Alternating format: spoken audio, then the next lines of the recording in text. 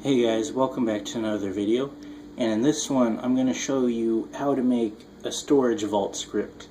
Now I just made this on a guy named Mask of Darkness's world, and pretty much what it does is you would access an NPC. Of course the NPC can be anywhere, except the way he set it up, it does rolling text where when you talk to him the text comes like that, so he used set text XYZ. If you were to use a menu script or a message box script, it could be used anywhere. But pretty much, when you talk to him for the first time, you can buy a shop, or buy a storage, and if you already have one, it'll ask you if you want to open it.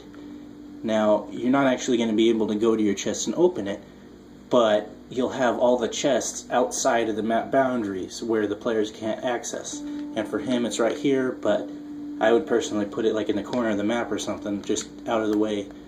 And this is easy to add another chest. So, like if you had an open world, anybody could buy chests. All you have to do is set up more chests every time you need to. But pretty much, let's get on with the script. First thing, you're going to need the script for the NPC, which Mask of Darkness has set up here. And he did the rolling text to do the welcome stuff, but pretty much you want it to say, actually let me just show you, you want it to say, would you like to buy the shop?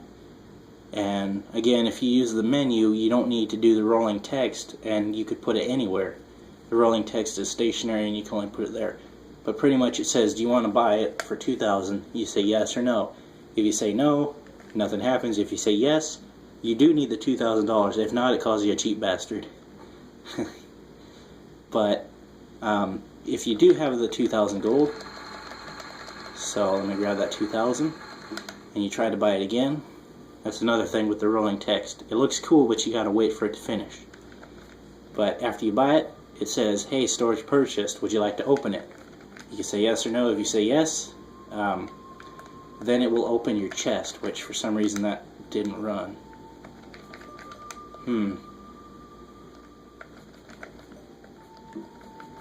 It's kind of weird, it was working a second ago. Oh, that's why. Okay, yeah, it just didn't run the second part of the script for me. But pretty much, it's going to open your chest, and for me, because nobody else has it yet, I'm chest number 1, the second person would have chest number 2, and so on. To do that, after you have the scripts that run for the old man saying, hey, do you want to open this? For putting yes, it's going to run the assigned storage, which the script alias is the same thing, just no space.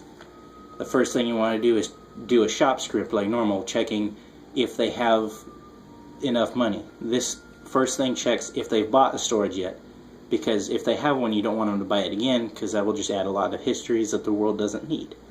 Then it checks if they have less than the money that they need. And if they don't have enough money, it says, get out, you cheap bastard. And then exits the script because you don't want anything else to happen.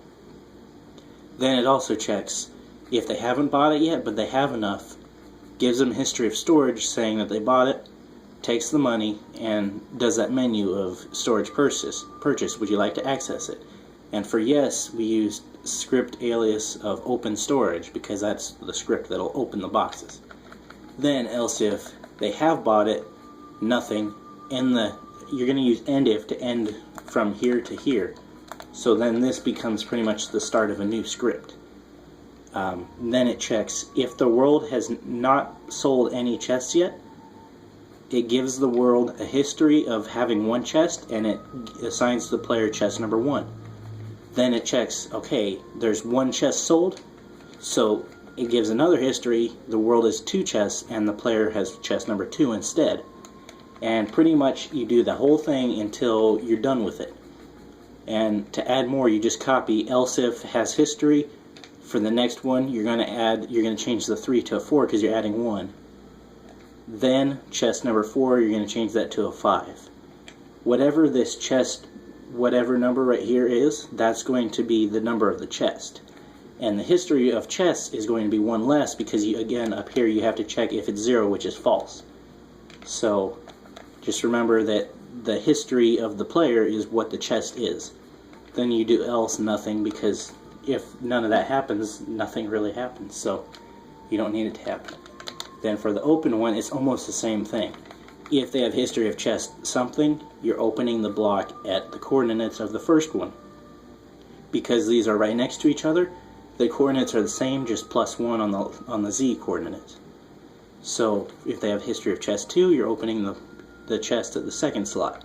For 3, it's the same thing. So all you have to do is copy the else if, the history, change that to chest 4, then an open block, add 1 to the Z if your chest line up on the Z axis. Then I just put some spaces and put else at the bottom, because else, that will only run if they don't have a storage. So that's pretty much how to make a storage. It's pretty easy to do, and it does take some time to set up, but once you have enough chests, you're set and people can go on their day storing stuff. You can also set it up to where they can buy 2 chests, but that'll require a little bit more work and a couple more menus. But anyway, thanks for watching, and thank Mask of Darkness for needing this script and giving me the idea to make the video for it. So, thanks, and I'll see you in the next video.